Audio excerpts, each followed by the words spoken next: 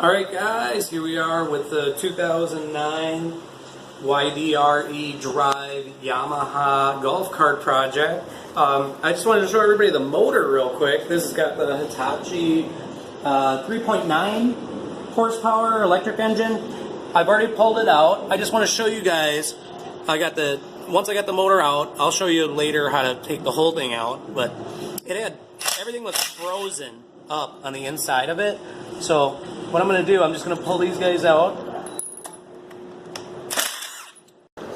Alright, we got the bolts off. I always use an impact on these. If you're working on something like this, the bolts, they've been sitting a long time, so they look pretty shoddy. I'm going to replace these before we put this back together. I'm going to go to Ace Hardware. I'll match it up with the threads, the length. You don't want to get too long because you'll end up busting your case. You don't want it too short because then it won't hold it properly. So what we did, we pulled those out, and I wanted to show you guys. I did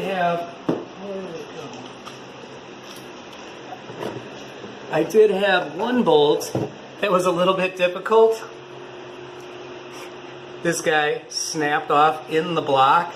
We had to get this guy out later, but that's just to show you, this is what condition the bolts are in. You know, I mean, this isn't an old cart at all. This is something you should pull those bolts out. Now that that's free, it's not totally free. What you want to do is tip it. Ugh. This motor itself is probably 50 pounds, so it's a pretty heavy motor. Be real gentle with that speed sensor. It's sitting on the back.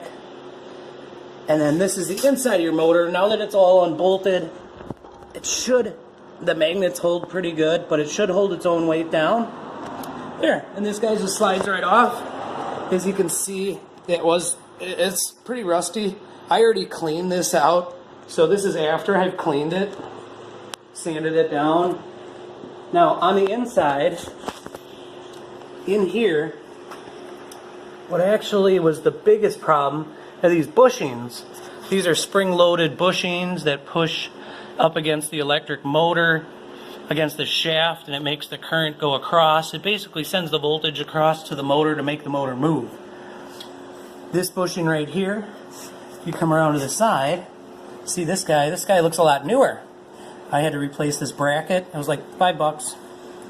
And then I had to literally take a screwdriver and bust the old one out of here because it was so rotten to the core. I actually had to get the rust and chunks out. I had my shop vac on here, just vacuum, cleaned this thing out the best I could. And then I put this back in place. I JB welded this. I use a really heavy duty JB weld. It's stronger than the screws would be no matter what, so I did that. I had to replace this spring. It was actually like a $6 spring, $12 was shipping. Yay, found it. Kind of a harder part. But these bushings were all rusted together. So I had to take a little hammer, very little hammer, tap at these lightly, left and right, and eventually they freed up. I took all these little springs off here. See how nice and easy that moves now? It can actually just flop in and out. The spring is holding all the tension on it. So once I put the new spring back in here, everything's free. It actually moves a little bit slower. Once you get the bushings and the springs in there right, it shouldn't spin freely. This bearing, I looked at the bearing's really good. So once this is assembled right, some people wonder why it's not spinning right. And it's like, no, it's spinning right. You're supposed to have 48 volts of current to this. And the bushings literally hold up against there, so it does go slower. Sanded all this down, because this is where the contacts are to the magnets. That's what makes the motor go.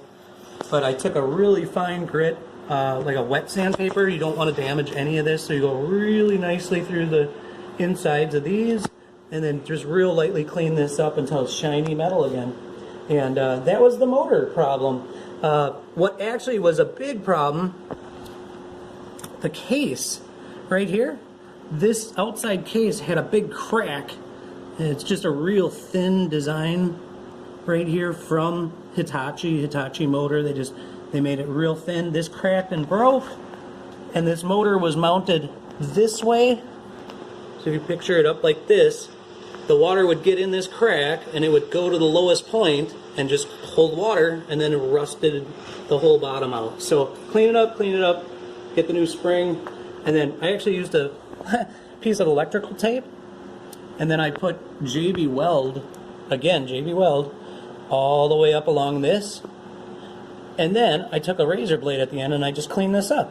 When I'm done, I'm actually going to paint this. Aluminum's kind of tough to paint, so I might not paint it, but now the case is sealed. You know, a little bit of JB Weld, $5 here, $5 there. You know, you're not spending a ton of money, but now we've got a really good cleaned up working motor. Luckily, this all wasn't rusted out where I couldn't use anything, so we're going to go forward with a motor working. We'll see what we get next.